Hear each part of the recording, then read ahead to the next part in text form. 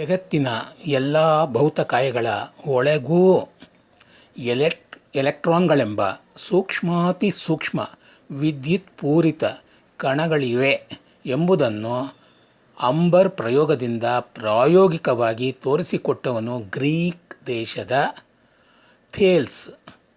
ಈತ ಕ್ರಿಸ್ತಪೂರ್ವ 543ರಲ್ಲಿ ಇಹಲೋಕ ತ್ಯಜಿಸಿದ.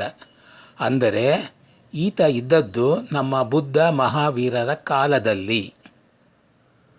ಇಂದಿಗೆ 2600 ವರ್ಷಗಳ ಹಿಂದೆಯೇ ಈ ಥೇಲ್ಸ್ ಅಂಬರನ್ನು ಉಣ್ಣೆಗೆ ತೀಡಿದಾಗ ವಿಚಿತ್ರ ಆಕರ್ಷಣಾ ಗುಣ ಕಂಡುಬಂದಿದ್ದನ್ನು ಗುರುತಿಸಿದ್ದ. ಇಂದು ಎಲ್ಲ ಶಾಲಾ ಮಕ್ಕಳಿಗೂ ಈ ಸ್ಥಾಯಿ ಸ್ಟ್ಯಾಟಿಕ್ ಎಲೆಕ್ಟ್ರಿಸಿಟಿ ಬಗ್ಗೆ ಪರಿಚಯ ಇದ್ದೇ ಇದೆ. ಬಾಚಣಿಕೆಯನ್ನು ಎಣ್ಣೆ ಹಚ್ಚದ ತಲೆಗೋ ಅಥವಾ ಬೆಲೂನನ್ನು ತಲೆಯ ಕೂದಲಿಗೆ ಉಜ್ಜಿಕೊಂಡೋ ಅಥವಾ ಕಾಗದದ ಚೂರುಗಳನ್ನು ಪ್ಲಾಸ್ಟಿಕ್ನ ಬಾಚಣಿಕೆಯಿಂದ ಉಜ್ಜಿದಾಗಲೋ ಅಲ್ಲೆಲ್ಲ ಸ್ಟ್ಯಾಟಿಕ್ ಎಲೆಕ್ಟ್ರಿಸಿಟಿ ಕಂಡುಬರುವುದು.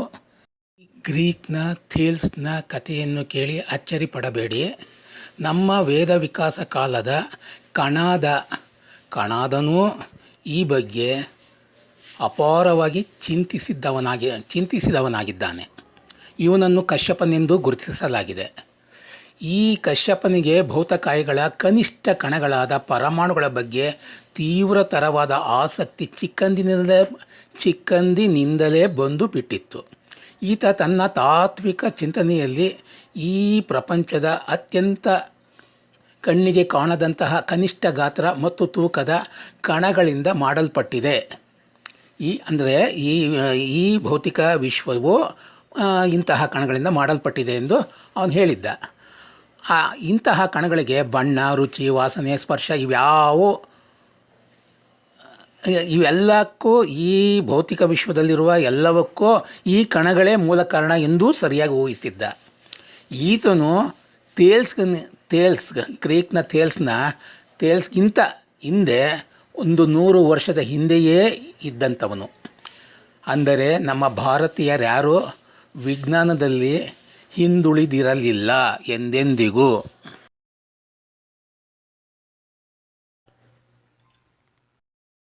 ಥಾಮ್ಸನ್ 1897ರಲ್ಲಿ ಕ್ಯಾಥೋಡ್ ರೇ ಟ್ಯೂಬ್ನಲ್ಲಿ ಗಾಳಿಯನ್ನು ತುಂಬಿ ಅದರ ಮೂಲಕ ಪ್ರಬಲ ವಿದ್ಯುತ್ ಪ್ರವಾಹವನ್ನು ಹರಿಸಿ ಪರಮಾಣುವಿನ ಒಳಗಿರುವ ಎಲೆಕ್ಟ್ರಾನ್ಗಳೆಂಬ ಋಣ ವಿದ್ಯುತ್ ಅಂಶಭರಿತ ಅತಿ ಸೂಕ್ಷ್ಮ ಕಣಗಳನ್ನು ಆವಿಷ್ಕರಿಸಿದನು.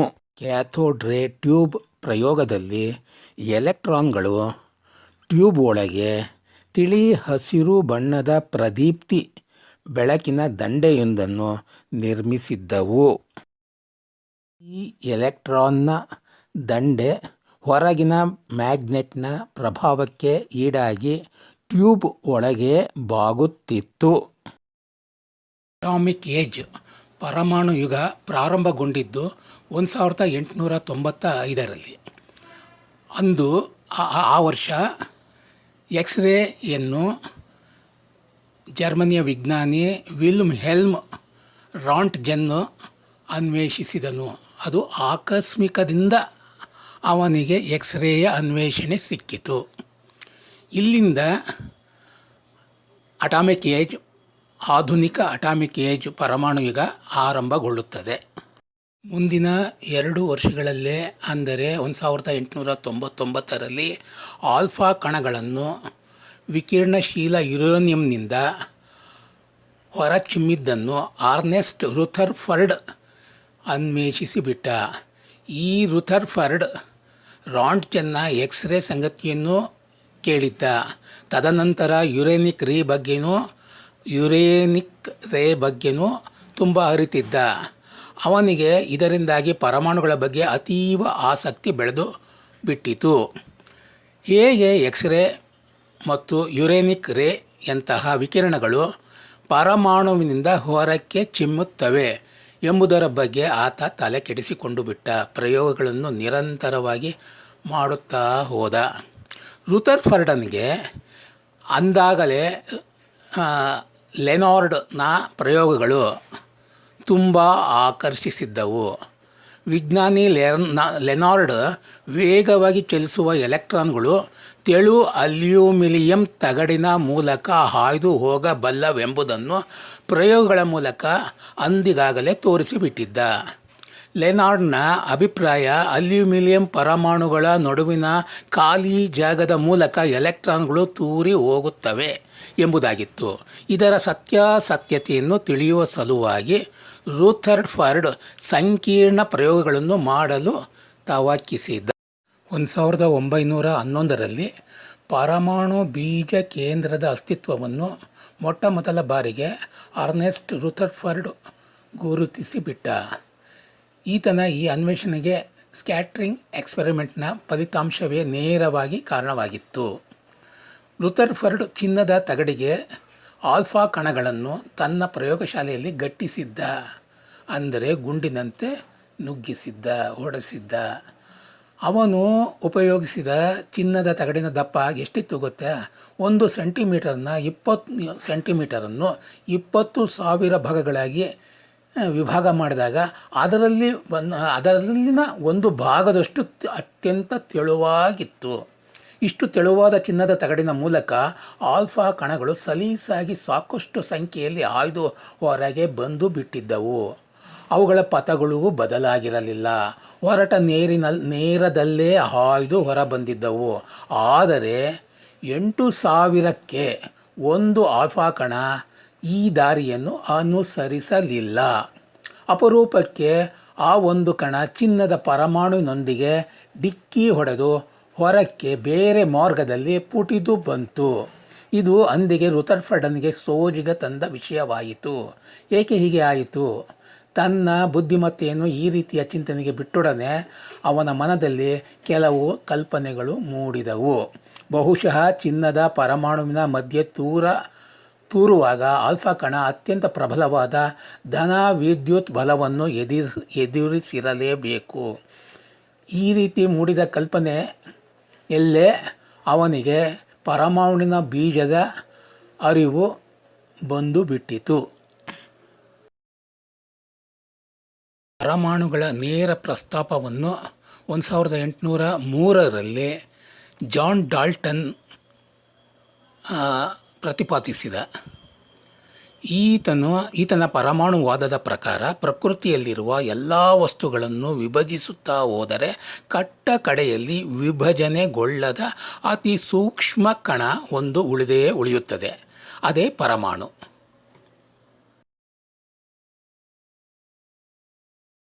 ಪರಮಾಣು ಜಗತ್ತನ್ನು ಪ್ರಾತ್ಯಕ್ಷಿಕವಾಗಿ ಅನಾವರಣಗೊಳಿಸಿದ್ದು ಕ್ಯಾಥೋಡ್ ಟ್ಯೂಬ್ ಪ್ರಯೋಗಗಳು. 1877ರಲ್ಲಿ ವಿಜ್ಞಾನಿ ವಿಲಿಯಂ ಕ್ರೂಕ್ಸ್ ತನ್ನದೇ ಆದಂತಹ ಕ್ಯಾಥೋಡ್ ಟ್ಯೂಬನ್ನು, ಅಂದರೆ ವ್ಯಾಕ್ಯೂಮ್ ಟ್ಯೂಬನ್ನು ಅನಾವರಣಗೊಳಿಸಿ ಅದರ ಒಳಗೆ ಎಲೆಕ್ಟ್ರಾನ್ ಕಣಗಳ ಪುಂಜವನ್ನು ಪತ್ತೆ ಹಚ್ಚಿದ. ಇದೇ ಪರಮಾಣು ಸಂಶೋಧನೆಗೆ ನಾಂದಿ ಹಾಡಿತು.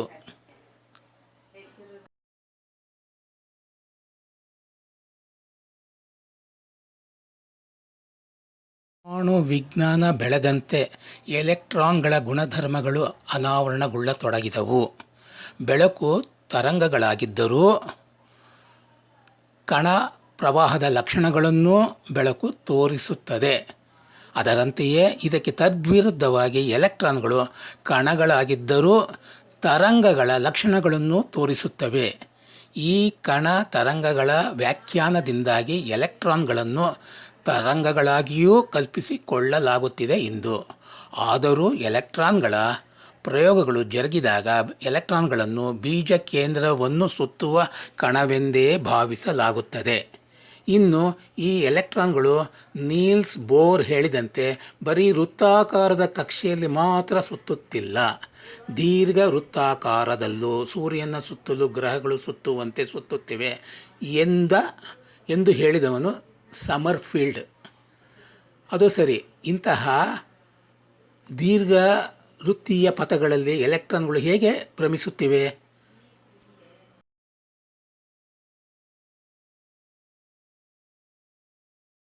ಪರಮಾಣು ಬೀಜ ಕೇಂದ್ರದ ಸುತ್ತ ಪರಿಭ್ರಮಿಸುವ ಎಲೆಕ್ಟ್ರಾನ್ಗಳು ಪುಟ್ಟ ಪುಟ್ಟ ಅಯಸ್ಕಾಂತೀಯದಂತೆಯೇ ವರ್ತಿಸುತ್ತವೆ. ಇನ್ನು ಭ್ರಮಣೆಯ ದಿಕ್ಕಿಗೆ ಅನುಗುಣವಾಗಿ ಅವುಗಳ ಕಾಂತಕ್ಷೇತ್ರದ ದಿಕ್ಕು ಬದಲಾಗುತ್ತದೆ. ಇನ್ನು ಪೌಲಿಯ ಬಹಿಷ್ಕರಣ ತತ್ವದ